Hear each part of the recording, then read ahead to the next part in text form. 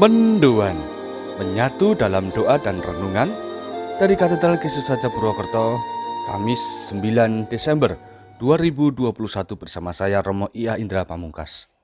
Saudari-saudara seiman, selamat pagi. Semoga berkat Allah menaungi kita pada hari ini sehingga kita dapat melakukan karya-karya baik untuk memuliakan namanya. Maka mari kita awali perjalanan kita dengan bersama-sama merenungkan bacaan Injil dari Injil Matius bab 11 ayat 11 sampai dengan 15. Dalam nama Bapa dan Putra dan Roh Kudus. Amin. Tuhan bersamamu dan bersama rohmu. Inilah Injil suci menurut Matius. Dimuliakanlah Tuhan. Pada suatu hari, Yesus berkata kepada orang banyak, "Aku berkata kepadamu, sesungguhnya di antara mereka yang dilahirkan oleh perempuan, tidak pernah tampil seorang yang lebih besar daripada Yohanes Pembaptis.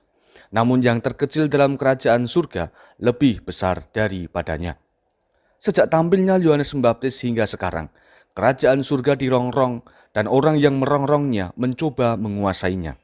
Sebab semua kitab para nabi dan kitab Taurat bernubuat hingga tampilnya Yohanes. Dan jika kalian mau menerimanya, Yohanes itulah Elia yang akan datang itu. Barang siapa bertelinga, hendaklah ia mendengar. Demikianlah sabda Tuhan. Terpujilah Kristus. Saudari-saudara, peran Yohanes Pembaptis begitu penting di dalam karya keselamatan Allah. Dia membuka dan mempersiapkan karya keselamatan Allah, sehingga akhirnya dengan kedatangan Yesus ke dunia, diharapkan manusia sudah mempunyai kesiapan segalanya. Namun, terkadang di dalam karyanya banyak orang yang mungkin tidak memahami apa yang diinginkan oleh Allah melalui Yohanes Pembaptis. Maka, yang dilakukan Yohanes Pembaptis adalah senantiasa dan terus-menerus menjadi pewarta kebenaran.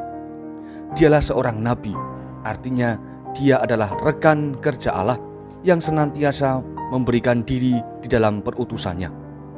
Sebagaimana Yohanes Pembaptis, kita semua diajak untuk memberikan diri kepada Allah. Kita diajak juga untuk menjadi nabi-nabi di zaman ini, dengan mana kita mempunyai hati melalui perutusan dan juga melalui karya-karya kita sehari-hari, baik itu di dalam keluarga, gereja, masyarakat, maupun juga di dalam pekerjaan yang kita gulati.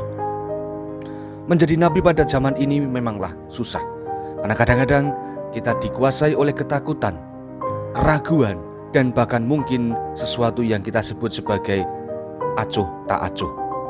Namun kita diajak untuk senantiasa memperbarui diri terus-menerus.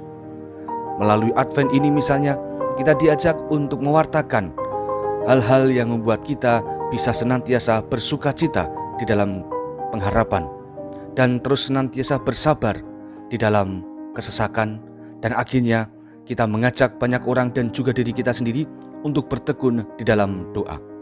Maka saudara-saudari, mari melalui kesaksian atas Yohanes Pembaptis dari Yesus ini, melalui Injil yang kita dengarkan, semoga kita senantiasa mempunyai keteguhan hati untuk bernubuat, untuk bersaksi sebagaimana yang telah dibuat oleh Yohanes Pembaptis. Menjadi nabi pewarta kebenaran pada zaman ini, itulah yang semoga dapat kita laksanakan dan dapat kita perbuat, agar dengan ini semua kita mampu menyerahkan diri seutuhnya kepada Allah, dan terutama pada masa Advent ini kita menantikan kehadiran Yesus dalam hati kita masing-masing. Tuhan memberkati. Mari berdoa. Allah Bapa Maha Kuasa, kami mohon kepadamu, pergunakanlah kami untuk menjadi saksi-Mu. Siapkanlah kami dengan segala panca indera kami, dengan segala akal budi kami, dan dengan hati kami yang suci dan murni, agar dapat mengabdi-Mu secara tekun. Buatlah kami untuk mampu menimba semangat rohani dari-Mu, agar di dalam hidup kami, pewartaanlah yang menjadi prioritas kami demi kemuliaan nama-Mu. Dikau kami puji, kini dan sepanjang segala masa. Amin. Tuhan bersamamu dan bersama rohmu. Kita semua, keluarga kita, mereka yang kita doakan, dan segala karya-karya kebenaran yang kita buat hari ini senantiasa dalam lindungan dan berkat Allah yang Maha Kuasa, Bapa, Putra, dan Roh Kudus. Amin.